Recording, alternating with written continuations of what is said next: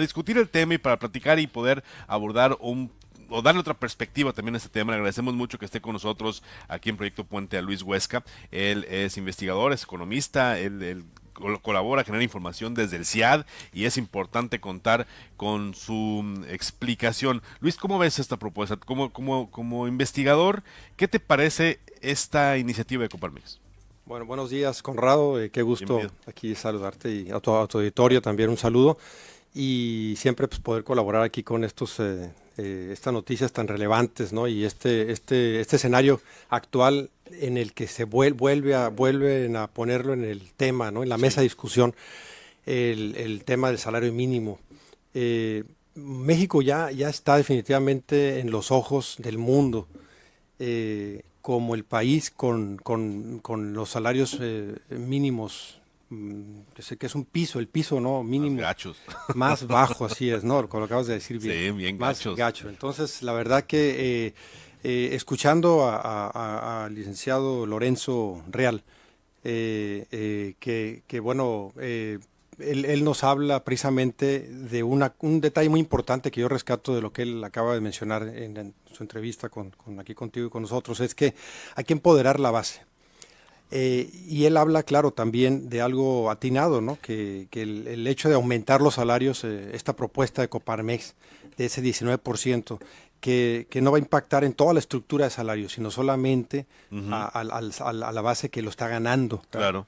En ese sentido, yo ahorita quisiera comentar en los próximos minutos eh, pues ideas que hemos estado elaborando aquí desde el centro CIAD, Ujú. donde yo laboro, y ideas que traemos precisamente para poner en la mesa de discusión. Eh, la otra cara de la moneda es precisamente cuando pareciera que hay una resistencia, ¿no? Como que es un tema muy escabroso y que México no tiene, pareciera que las empresas la están pasando mal, las formales sobre todo, Sí, ¿no? claro, las formales. Que la están pasando mal y no todas la están pasando mal, ¿no? Hay que analizar, claro, hay que segmentar, hay que observar que en México más de la mitad del empleo lo generan las pymes, las Ujú. llamadas pequeñas y micro y pequeñas empresas, y las medianas también en parte, pero realmente, pues si nos vamos a las grandes empresas, que son las que tienen más capacidad tecnológica, más desarrollo y también de una manera invierten en investigación y contratan mano de obra pues, más calificada, también observamos que los salarios profesionales no andan tan bien. No, andamos similar. Claro, entonces, pero yo vuelvo al tema. El punto central es empoderar, y estoy de acuerdo con Lorenzo Real, cuando él dice empoderar la base, y él habla de estos 95.24 pesos, Ujú. y algo menciona él que no me quedó claro, que es alinearlo a una línea de bienestar. Creo que se refiere a la línea de bienestar de Coneval, De Coneval, sí, que es claro. precisamente un referente con el que se está calculando la Sí. pobreza en México. Sin embargo, la audiencia debe entender que lo que está comentando la Coparmex a través de él, de Lorenzo Real, Ujú. es que es per cápita. Esto significa que es por trabajador y sin embargo el costo de vida hay que extenderlo a los miembros de la familia. Entonces, con esto apenas vive una persona. Ah, exacto, claro, Entonces, la línea de claro. bienestar per cápita es la que él maneja, esta de subirlo a 95 pesos. Entonces, encontramos que de por sí hay un rezago per cápita por el Ujú. salario de cada trabajador. Pues si lo elevamos al promedio de miembros por familia, que en las zonas urbanas anda en cerca de 4 miembros, pues no, Claro. 3.7 es lo que nos dice el dato actual, y en las zonas rurales poco más de 4.4 miembros en el hogar. Pues observamos que hay que multiplicar esto por 4, ¿no? Sí. Así de sencillo. Entonces, podemos entonces ir a la conversión que hace Coneval, que es la que no nos comenta ahorita Lorenzo, y para eso, bueno, estamos aquí para Ujú, agregar más ujú. ideas a la discusión. Es que realmente el aumento de un trabajador, en el entendido de que pues va a buscar tener una vida en familia y que su salario debería de alcanzar, el rezago es de 3 salarios mínimos. O sea, vamos a decirlo así, de acuerdo que la El propuesta salario sea... debiese ser por cada uno de los integrantes, Así pues, es, porque así cada es. uno gasta y cada uno merece el mismo nivel de bienestar mínimo, pues. Exactamente, entonces el salario, y como lo manda la Constitución, Ujú. es precisamente pues que alcance para un costo de vida del mexicano, pero también incluye su familia, ¿no? Entonces, Así es. a menos que ya nadie vaya a tener hijos, ¿no? Y fuéramos solitos, Pues es lo que quieren, ¿no? este, y bueno, Es lo que intentan. y que realmente pues el salario fuera para una sola persona. Entonces, en ese entendido, hablamos de un rezago de a 80 pesos actuales por 3 son 240 pesos. Así Así de es. sencillo. La base mínima de los trabajadores, como atinadamente, insisto, lo dice Lorenzo Real, es que ganen solamente afectar a esos casi medio millón de trabajadores formales que están ganando el salario mínimo actual de 80 pesos, deberían de estar ganando 240 pesos. Ahora, esto no debería de asustar a la clase empresarial porque está el otro tema y traigo aquí ejemplos prácticos de cómo México es un país en donde si medimos la productividad del trabajador, cada persona que sale ahorita a trabajar en la mañana a sus jornadas laborales, le ponen todo el empeño y todas las ganas y el mexicano es tan productivo como el argentino, Así como el es. brasileño, como el uruguayo.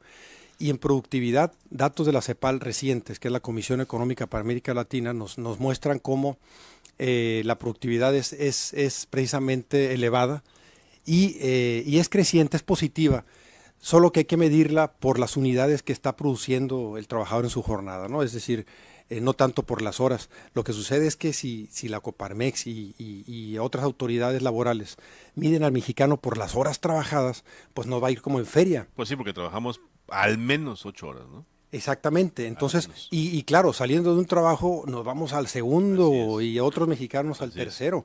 Entonces, eso lo tiene que entender precisamente, y yo sé que la audiencia lo va a comprender, y también las autoridades que nos escucharan y las empresas. Las horas del mexicano también son elaboradas, son de las más altas en América Latina, pero hay que entender que esto es el efecto, no es la causa. El efecto es que el mexicano, como gana poco, tiene que trabajar Tiene más horas. más horas a la Así es. semana. Los datos nos hablan de alrededor de cerca de 50 horas a la semana, 50 52 horas en promedio. en promedio. En promedio. Y hay gente que trabaja 60 horas a la semana. Entonces, eso quiere decir que en la encuesta se reporta el trabajador mexicano como uno de los menos productivos porque trabaja muchas horas, le dedica muchas horas. Sin embargo, Trabajo. estamos hablando, Pues sí, pues, pero trabajan claro, en la fábrica, luego van y trabajan en el comercio, y luego van y trabajan en la taquería en la noche, pues. así es. Y de esa manera, claro, si sumamos sus salarios, no salen tan de mínimo, Claro. pero aún así siguen siendo precarios. Entonces, el tema aquí es que el trabajador tenga más bienestar y que con un solo trabajo, o al menos tal vez dos, pues, ¿no?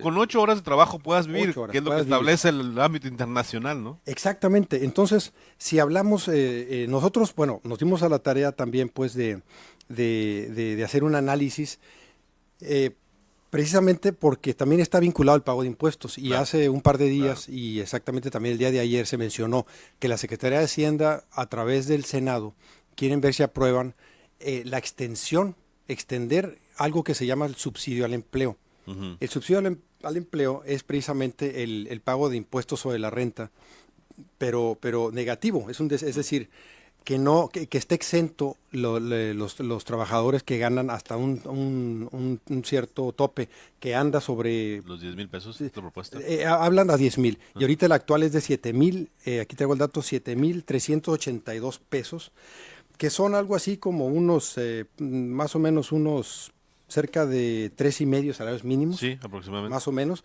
Entonces, esto curiosamente habla primero de un referente de que la Secretaría de Hacienda acepta que las personas que ganan hasta 3,5 salarios mínimos, ¿sí? Ujú. Son salarios bajos Claro. y los exenta de impuestos sobre la renta. Entonces, ahora quieren extenderlo y pasarlo a través del Senado, la medida de ampliar hasta 10,000 pesos.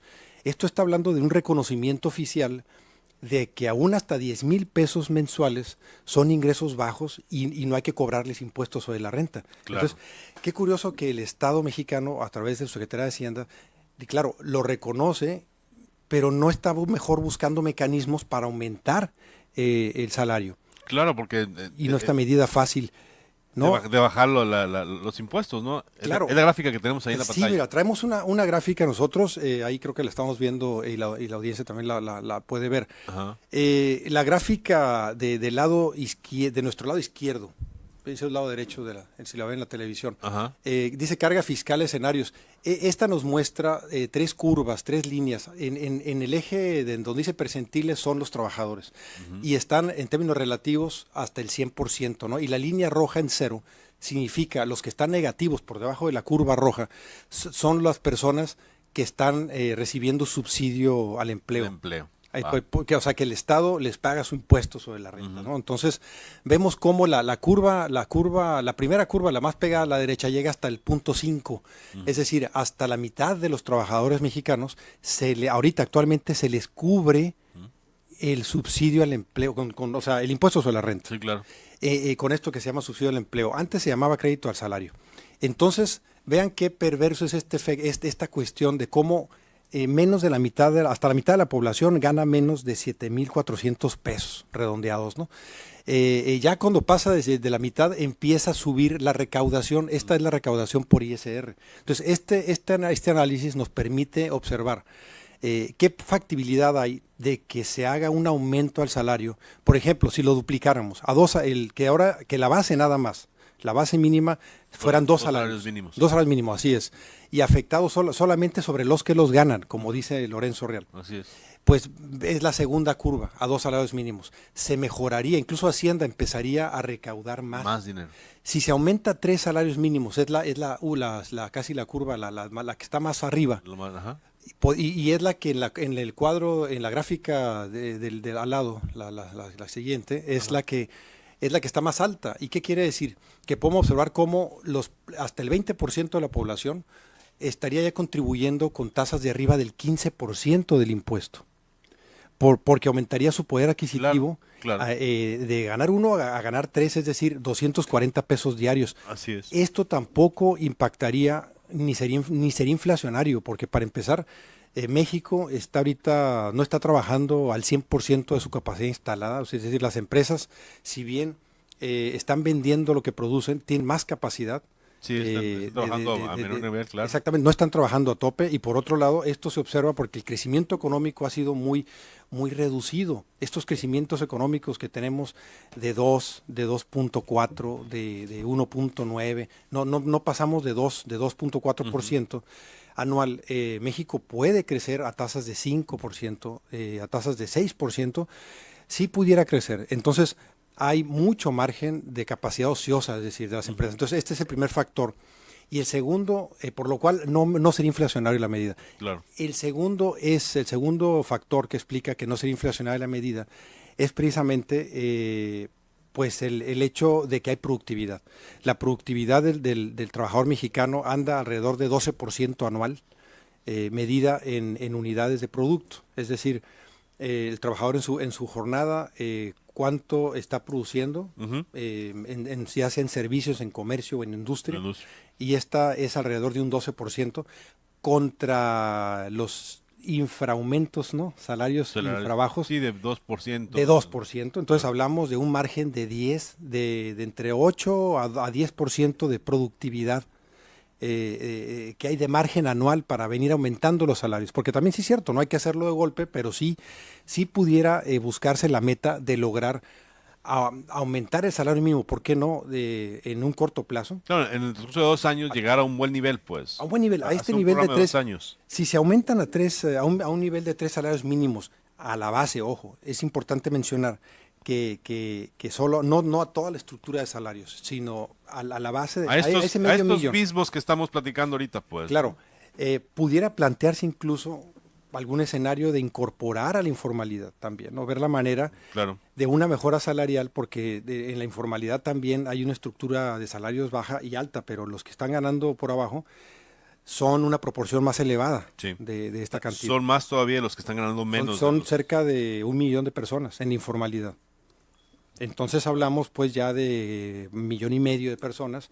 Estos son aproximadamente un 7, ya pinta más, un 6-7% de la población asalariada ocupada en México, formal e informal. Okay. Y este 7% vendría a contribuir más incluso a Hacienda en impuestos, vendría a reactivar el mercado interno con más consumo y debe quedar muy claro, pues, que sí es cierto, no todas las empresas la están pasando bien, las micro y Hay pequeñas sectores, claro. la tienen pesado porque les es muy duro enfrentar siempre una carga de fiscal de seguridad social Ujú. y de impuestos. Entonces, las pequeñas empresas tal vez no puedan hacerlo de golpe, pero ahí es donde viene todo un paquete de estímulos fiscales que ya existe, pero que está subutilizado. Entonces, hay las empresas que tienen utilidades más altas, y la misma Secretaría de Hacienda lo sabe, deberían de ser las ventaneadas, ¿no? Vamos a decirlo Claro. así, ventanearlas, que para poder decir, oye, pues estos sectores, estas empresas grandes y medianas, pues tienen utilidades anuales elevadas, arriba del 50% por lo menos, de tal manera que sí tienen margen de poder sacrificarle a la utilidad y pagarle más al trabajo, al trabajador, ¿no? Ujú. Claro, sobre la base, precisamente, estoy de acuerdo, como dice Lorenzo Real, a la base, empoderar a la base. Hay que darle más capacidad a quienes ganan estas cantidades, pues, ¿no? Para que muevan la economía desde abajo, pues, Desde ¿no? abajo. Y sobre todo esto va a venir a abonar para romper con este. Estamos entrampados ahorita, estamos en un círculo vicioso en el que se dice que es inflacionario, pero ya el mundo tiene puesto los ojos en México y nos están señalando. Hace el viernes anterior, pues la Ujú. semana pasada estuvo Justin Trudeau, Sí, el primer ministro sí, sí, sí. canadiense, también hablando en el Congreso de la Unión, aquí en México, diciendo que qué le pasa a México, ¿no? Que tiene condiciones para mejorar el acuerdo comercial que tenemos en el Telecán con Estados Unidos y Canadá, y que él mismo está diciéndole pues al país que hagamos algo para mejorar las condiciones laborales y la precariedad laboral mexicana, porque también en términos de competitividad ya no podemos seguir basándonos en mano de obra mano de obra en México barata. Barata, sí, ¿Sí? claro. La China ya no lo está haciendo. China ya tiene salarios medios por encima de los mexicanos, sobre todo en manufactura. Mm. Ya están ganando alrededor de $3.70 la hora, y en México andamos en $2 la hora, ¿no? Entonces China ya nos rebasó Ya nos dejó atrás. en salarios promedio, Los comunistas ya nos dejaron atrás. ¿no? Y en México pues estamos, digamos, en América Latina Sí. estamos en el último lugar en el nivel de salario mínimo. Y bueno, estas ideas de estas medidas precisamente, no solo con fin recaudatorio, ¿no? Porque luego también está la crítica de que el Estado va a No, querer pero es un cobrar más beneficio impuestos. para el Estado. Es decir, fomentar la competitividad salarial le trae un beneficio por consecuencia al Estado mexicano, pues, con la recaudación. Definitivamente en este contexto actual de crisis fiscal, en donde ya Pemex ya deja de ser Claro. un proveedor de ingresos al Estado mexicano, pues tenemos esta opción de ganar, un ganar-ganar, ¿no? Que el Estado puede ganar, gana el trabajador de la base más Ujú, inferior, reducimos la pobreza, empezamos a revertir la tendencia de la pobreza. Estas medidas ya se están aplicando en Bolivia, ujú. en Nicaragua, en Ecuador. Se requiere para esto, Luis, te lo pregunto porque luego es, es la otra respuesta. No solamente estamos hablando de pagar un salario a estos 500,000 trabajadores que sumen 90 pesos. Este incremento impacta también en los costos de seguridad social, ¿no? Este incremento es lo que te explican los empresarios. Sí, claro, son 90 pesos, pero súmale seguro social, luego súmale impuestos sobre nómina, y luego entonces la carga aumenta para el empresario. ¿Es real esta versión? A ver, sí, sí, hay una parte que es real, y sobre todo me refiero yo a esos estímulos fiscales de paquete, Ujú. que no solamente podrían ser sobre cuestión de impuestos, o decirle, bueno, en el primer año, si es un negocio nuevo, estás exenta de ISR, nuevamente así funciona en México. Sí, así es. Pudiera ser que este periodo, como en otros países, sea de 3 años, ¿por qué no Se nomás extienda. uno, si no se extienda? Pero por otro lado, también el Estado puede exentar del pago de cuota de seguridad social, pero es obviamente a través de una conexión de datos con la Secretaría de Hacienda. El Seguro Social en México puede ver muy claro qué empresas se están haciendo tontas y qué empresas realmente necesitan el apoyo, Mm. ¿no? Y porque tenemos empresas muy competitivas en México, y si estas empresas son las que se están quejando, pues estamos mal, ¿no? No quieren aportar al desarrollo económico de México. no solamente basta con generar riqueza, sino también hay que distribuirla. Claro. Y por lo menos pagar salarios que no sean de pobreza, esa sería la meta, ¿no? Y o a luego todos nos va a ir mejor. empresas que crean empresas que prestan el servicio a la empresa original, ¿no? Que eso es muy común en México. Pues sí. Y con eso te ahorras pagos de impuestos durante un año. Claro, pero bueno, entonces sí es cierto que sí hay una carga onerosa Sí, en cuota ajá. de seguridad social, pero a ver, también tenemos el problema que ya lo estamos sintiendo las pensiones. Esto está muy pegado y es multifactorial. Tenemos el Claro. problema de las pensiones ya en puerta. Actualmente la pensión media en México es de 4,500 pesos. Sí. Entonces, es una pensión también que no alcanza. En promedio, la pensión media del IMSS anda en ese nivel y creo que me fui muy al alza. Yo seguramente La gente que las percibe, que nos está escuchando, no nos va a desmentir. Entonces, eso es la cuestión, tú lo acabas de comentar, las empresas que registran, pagan más, pero registran seguro social para Sí. bajarle el costo. Sí, sí, sí. El trabajador tiene que entender que al momento de su retiro la va a pasar mal porque no está ahorrando lo debido y la empresa no está pagando su cuota correspondiente, Ujú. que por cierto no toda recae sobre la empresa. El Estado le paga una parte y el trabajador, en el caso del seguro social, Sí, aporto. ¿oíste? Y el trabajador aporta otra, es tripartita. Así es. Entonces, no toda la carga es sobre la empresa, ¿no? Ujú, Es sí. muy importante recordar esto. Entonces, yo creo que aquí estamos en una encrucijada, estamos entrampados en un círculo vicioso y hay que romperlo. Ese es el mensaje. Hay que romperlo, empezar a romperlo, a todos nos va a ir mejor y tenemos una oportunidad en este momento de poder formular políticas que mejoren las pensiones en el mediano plazo y largo plazo, hacer cosas ahorita ya, pero empezarlas a hacer ya y no postergarlas más. ¿Cuál sería un primer paso que nos pudiese decir, vaya, están pensando en un cambio de política? Pero esto respóndemelo después de corte. Vámonos a un corte, son 7:39. Nos agarramos la plática aquí y ya ni nos interrumpen, ¿no? 7:39, vamos a un corte, regresamos con Luis Huesca, no se vaya.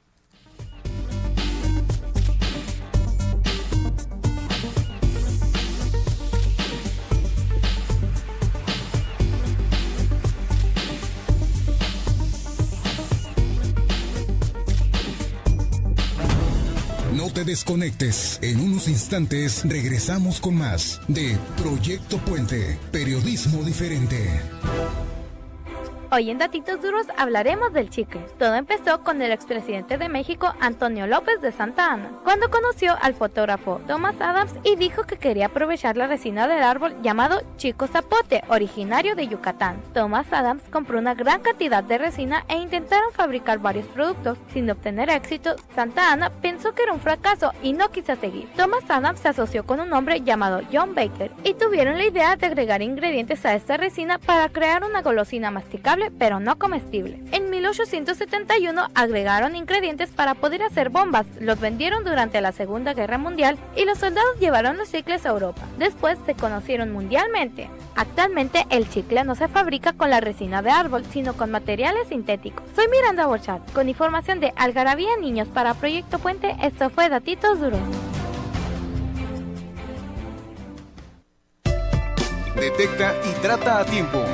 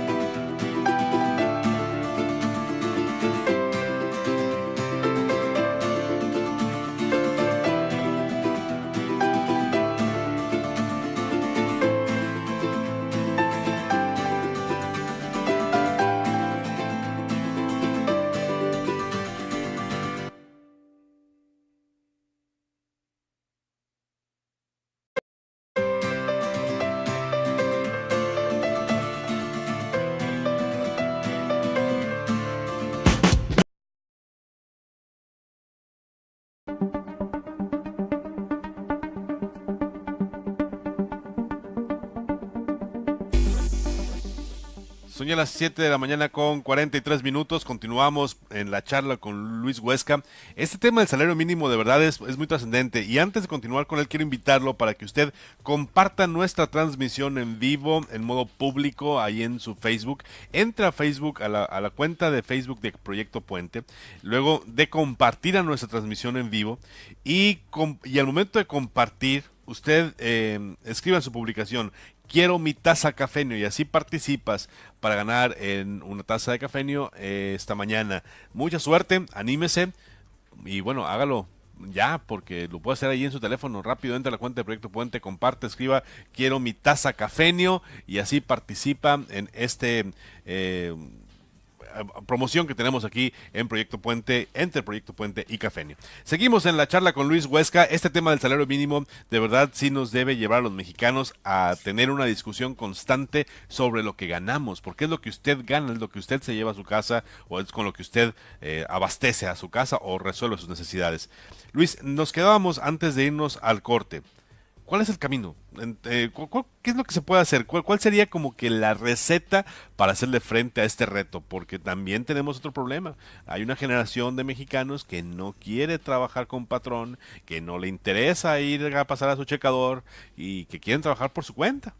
Y no van a entrar al Seguro Social. Es decir, viene una complicación todavía extra, ¿no? Sí, bueno, dentro de estas tendencias globales, laborales, están esta forma de trabajo que se le llama en inglés el outsourcing, y que tiene que ver con una idea de los freelance, también se les llama, y que trabajan por su cuenta. Entonces, este tipo de trabajadores que por un lado, si llegan a desarrollar su capacidad emprendedora, pueden, ¿por qué no? Generar empresas pequeñas, pequeñas empresas que pueden ofrecer servicios, ya lo hacen de hecho, así es, lo están haciendo a la industria o al sector servicios, y finalmente ellos mismos poder financiar su retiro, su pensión, generar su ahorro, contratar a otros trabajadores, y esa es una idea muy bonita. Pero en la medida en que tenemos un problema en donde, en el caso mexicano, que precisamente la base es casi la mitad de trabajadores informales y la otra mitad formales, entonces tenemos una proporción de pequeñas empresas, chiquitas y medianas y pequeñas, sobre todo las micros, que son informales en este país. La estadística nos muestra que cerca del poco más de la mitad del empleo lo generan las más pequeñas empresas, y casi el 90% de estas pequeñitas empresas son informales. Entonces hay que entrarle de frente es lo que se han hecho en otros países. La receta pues no es nada nuevo, ya se ha hecho en otros países. En el caso en Europa, por ejemplo, me viene a la mente para cómo España, Portugal y Grecia, que fueron de los últimos que se unieron en la década de los 80 a la Unión Europea, son los que precisamente convergieron más rápido, aplicando medidas de apoyo, de estímulo fiscal, en las que se incluyeron esta medida de seguridad social, para poderles apoyar en su desarrollo inicial. Entonces, si ahora tenemos también este tipo de formato en donde el trabajador ya quiere ser más por su cuenta, también las empresas se dejan querer, ¿no? Porque las empresas entonces tienen ahorita ya, que por cierto, la última reforma laboral que se aplicó en el último año de Felipe Calderón, pues realmente lo que vino a hacer es más bien agilizar este tipo de empleo, ¿no? O sea, el outsourcing y el trabajar por tu propia cuenta, claro. Exactamente, y también se incluyó el trabajo por hora, el salario por hora, pero no, ya se ve observado que no vino más que a extender esto de pagar los salarios actuales, que son bajos en general, tanto para calificados como no calificados, por hora. Entonces, el poder contratar a medio tiempo o a tiempo parcial, sobre todo a trabajadores más jóvenes, incluso que ya fueran, que estuvieran estudiando su nivel medio superior o superior, y que pudieran también estar trabajando, lo cual no es malo. En países desarrollados, los trabajadores jóvenes van adquiriendo experiencia desde que están ya en la universidad, empiezan a trabajar, eso no es malo, es bueno, Y esta reforma laboral vino a aportar precisamente este tipo de contratación. Sin embargo, no se modificaron los salarios. La reforma laboral no tocó el tema de salarios y de productividad.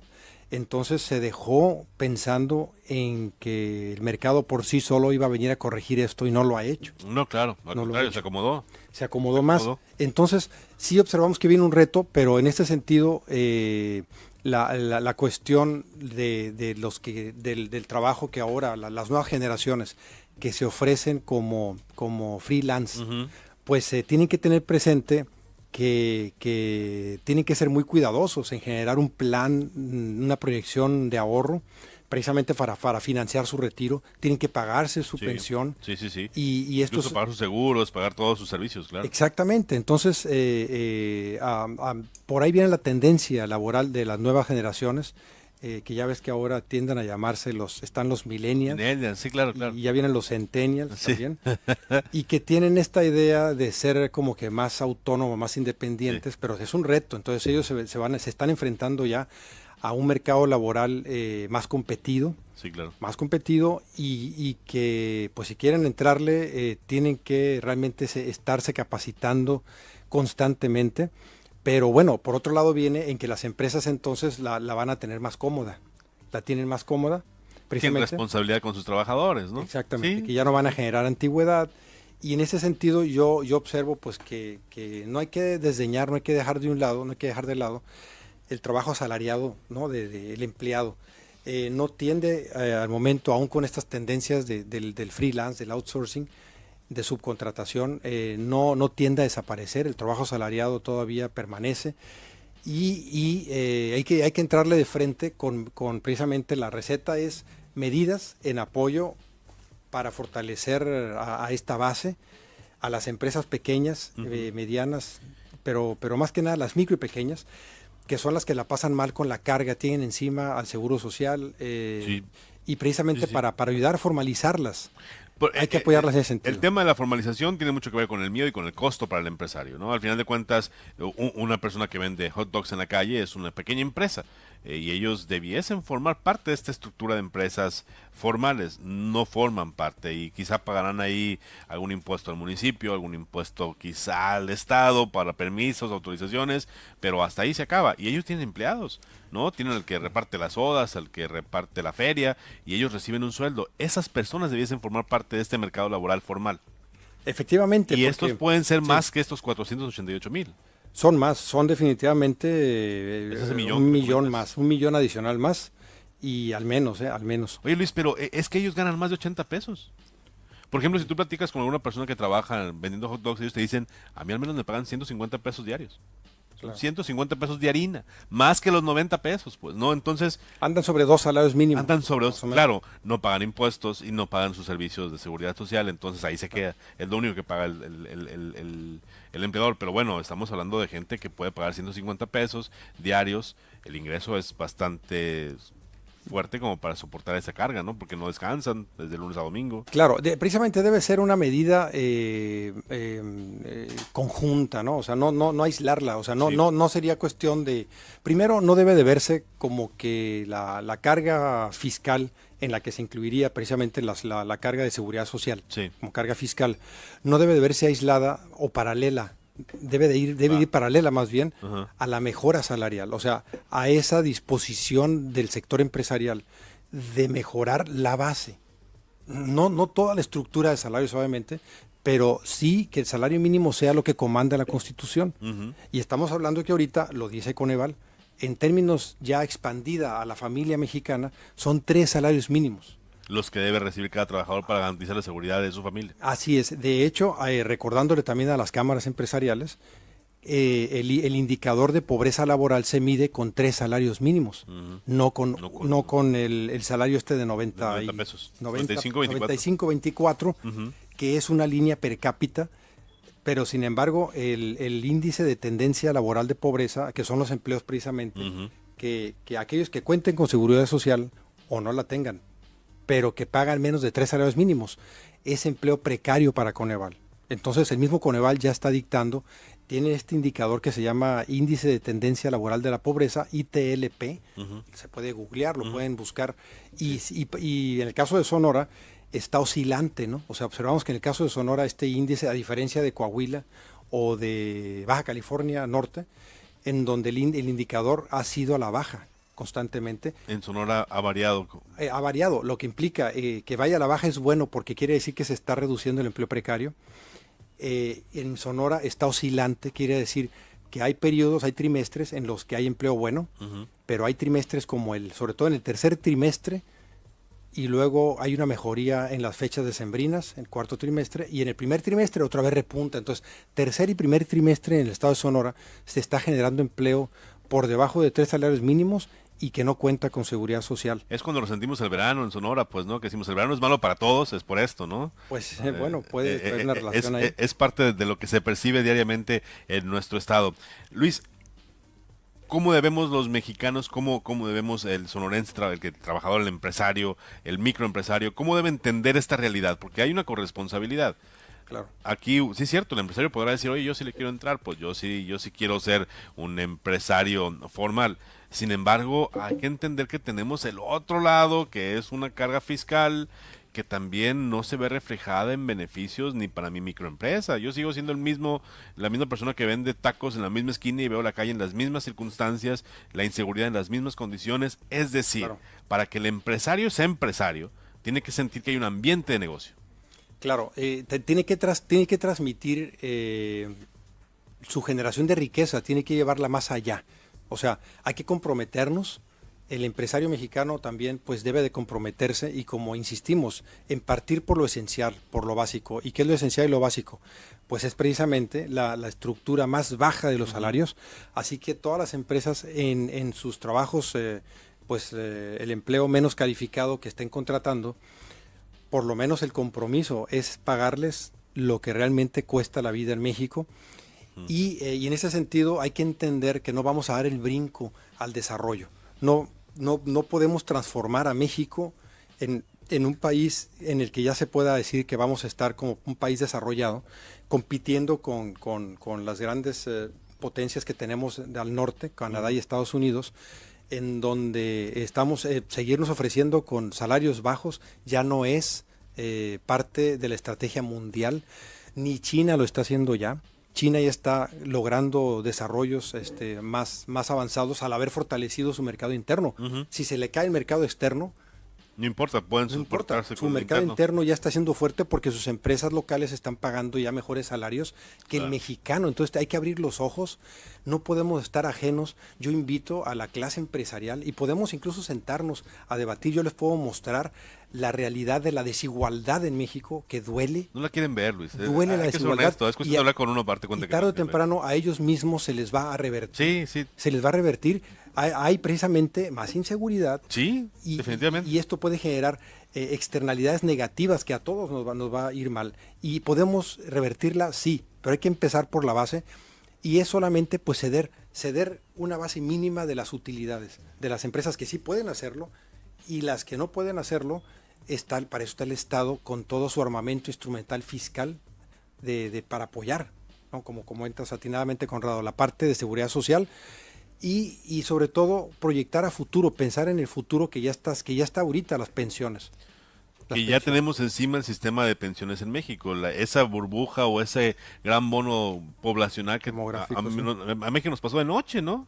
Estamos a la mitad de este bono y todavía no vemos el beneficio, no tenemos ese soporte. Pues. Allá ahorita es un hecho, al Estado mexicano, a la hacienda mexicana ya se le está revirtiendo con esto de que ya no tiene personas a quien cobrarles los impuestos, y indistintamente del ISR que se le carga al sector empresarial.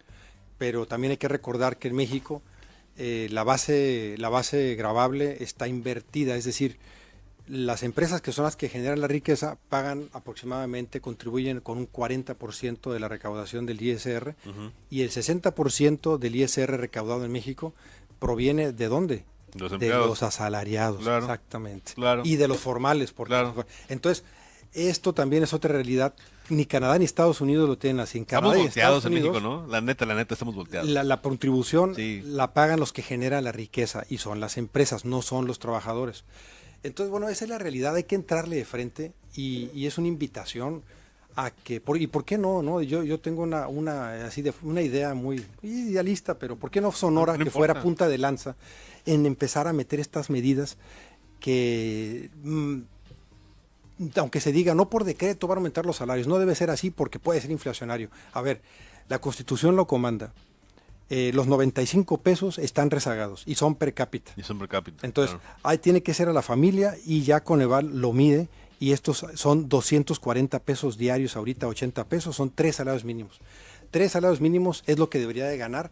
El Una que gana ahorita persona. uno, claro, una persona, y el que trabaja ahorita por un salario mínimo debería de recibir esto. Esto no significa que en escalada No, se multiplique claro, a todos. claro, No, claro, no, claro. no, tampoco no. Es la base, pues. es la base, Sí. es la base, ¿no? Es la base, que el que gana un mínimo gane esto. Y a partir de ahí ya vendría el tipo de trabajo, la ocupación, la productividad. Luis, a mí me gustan mucho estos temas, la verdad.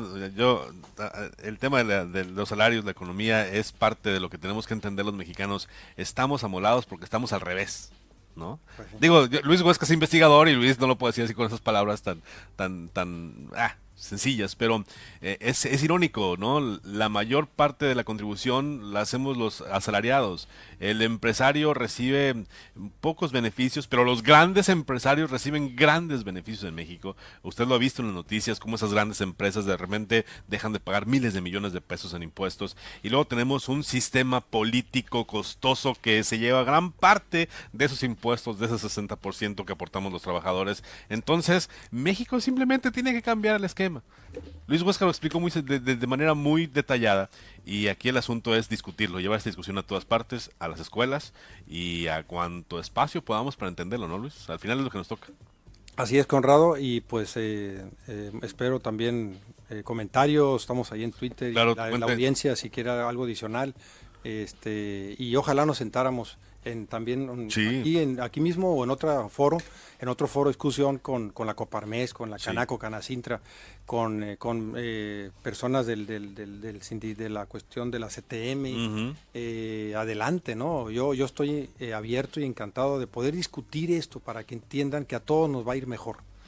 Y ya México, la verdad, está esto ya está de miedo. Está en un punto de quiebre, ¿no? Está de miedo y punto no es de porque quiebre. esté Halloween en puerta también, pero Claro, está de miedo. Claro, claro. Gracias, Luis. Te agradezco mucho toda la información que compartes esta mañana aquí en Proyecto Puente y te agradezco mucho que nos hayas ayudado a desmenuzar esta propuesta de Coparmex que empezamos diciendo 95 pesos y ahora nos queda claro, 95 pesos no alcanza, no es suficiente. Muchas gracias, Sí, Luis. Nos vamos a ir a un corte comercial, volvemos